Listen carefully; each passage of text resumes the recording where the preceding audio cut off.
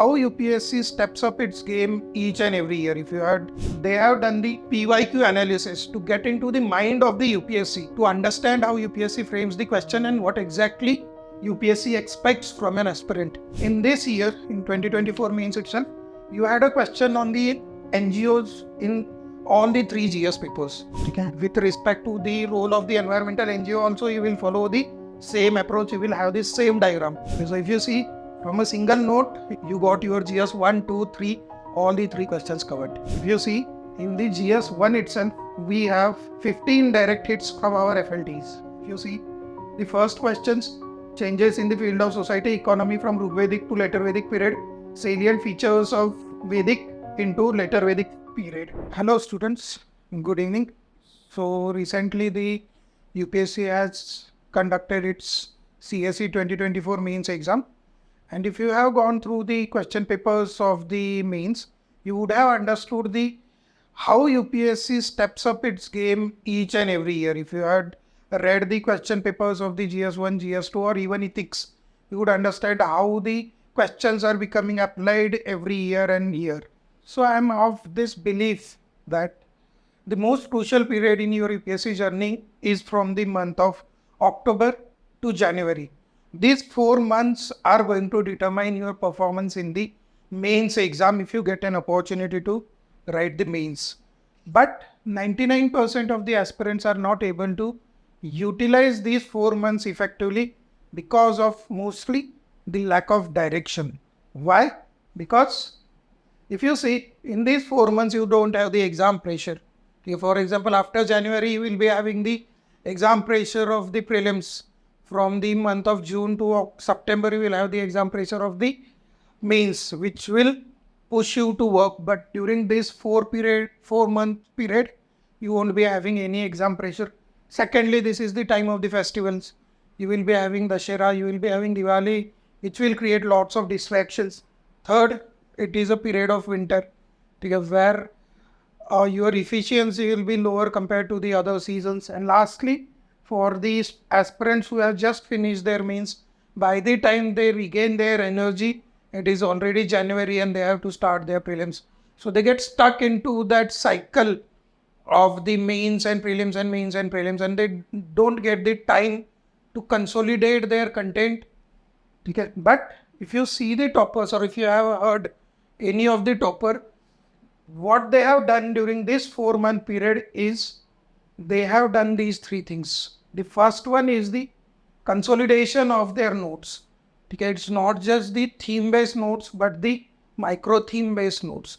So they have divided your topics into even the micro-themes, and they have prepared the notes for each and every micro-themes. Second, they have done the PYQ analysis to get into the mind of the UPSC, to understand how UPSC frames the question and what exactly UPSC expects from an aspirant. And third thing is practice, because you will be having a 4-month gap in your answer writing from January to May. So in this 4 months, if you do the maximum of the practice, that is definitely going to help you after your prelims. So in Civilsdaily, based on this same philosophy, we have come up with our Smash Mains program, where your notes component will be taken care by our X Factor notes. The PYQ analysis will be taken care through the 40 lectures of the PYQ Samiksha, and the practice aspect will be covered through the Smash Mains FLTs. Now, just to understand, everyone provides the notes, everyone provides the lectures, everyone provides the FLTs, but the detailing that we have done in all the 3 aspects, again let me explain it to you. So for example, these are our X Factor notes. Okay, if you see, in this year, in 2024 mains itself, you had a question on the NGOs in all the 3 GS papers. So in GS paper 1, you have the relationship between NGO, government and private sector. In GS2, charitable trust, and in GS3, the role of the environmental NGOs. If you see the notes of our NGO, we have covered all the three aspects. So if you see the relationship between the government, NGO and the private sector, you simply follow the temporal approach and you generate these points. Okay. With respect to the role of the environmental NGO also, you will follow the same approach, you will have the same diagram. Okay. And when you talk about the second question, where the role of the public charitable trust, you can cover it from this. The NGO and CSR and the role of the donor organizations. So if you see from a single note, you got your GS 1, 2, 3, all the three questions covered. Okay, so this is the level of the consolidation that we have brought in our Smash Mains X Factor notes. Okay. Coming to the next aspect of the PYQ Samiksha. So here you will be having 40 lectures where we won't just be discussing or brainstorming over the PYQs of last 5 years, but we will be doing the live answer writing. So this is the level of the answer writing that we will be doing in our Smash Mains PYQ Samiksha. So imagine writing 400 such questions on a daily basis. In the span of 4 months, you will be covering 400 such questions. You will be brainstorming and you will be writing the 400 answers live. And it won't be just a passive learning, but in that you will be understanding the minute nuances of the UPSC answer writing. For example, how to do the space management with respect to the directive of the question. So suppose the 50-50 rule will be applied if the directive is examine, analyze, critically analyze. The 60-40 rule, if they ask opinion based questions, do you agree or do you think? Because the 70-30 rule, when the directives are the discuss, elaborate, elucidate. So even if you understand this much, you will get a decent marks in your mains. And the last component, that is the Smash Mains FLTs.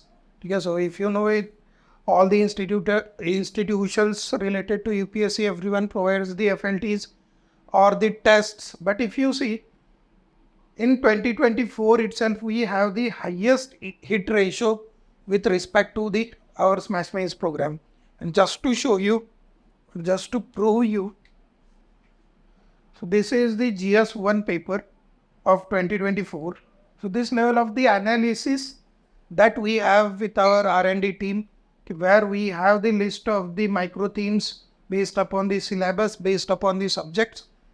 Based upon this only, we prepare the notes, we prepare the questions, and that's why we have the highest hit ratio.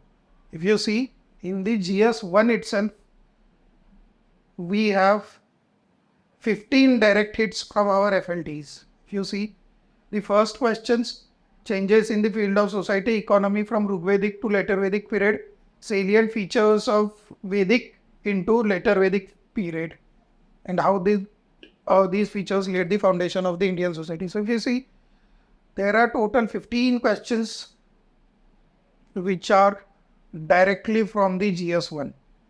Again, the second thing is PYQ. So if you see, the PYQs also has the around 60% of the hit ratio. So 60% of the questions are either directly or indirectly linked to the PYQ. For example, what events led to the Quit India movement? You already have the PYQ, the role of the British in the period of 1940s. So this role of the British itself led to the Quit India movement. So if you have PYQ covered, it will be very easier for you to attempt the paper in 3 hours of the time. And same FLT we have already asked.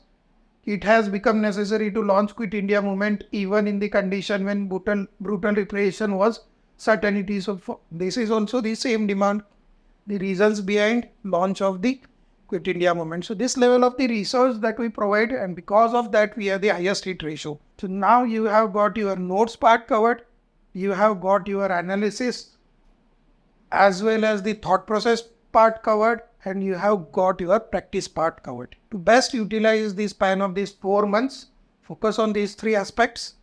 Then the program that we are launching will be launched from the 1st of October. So the first Samiksha lecture will start from the 1st of October, and there will be the bi-weekly FLTs. So in the span of 4 months, brainstorm over 400 questions, write 10 FLTs, and that's it. You will be more than ready for the mains. All the best.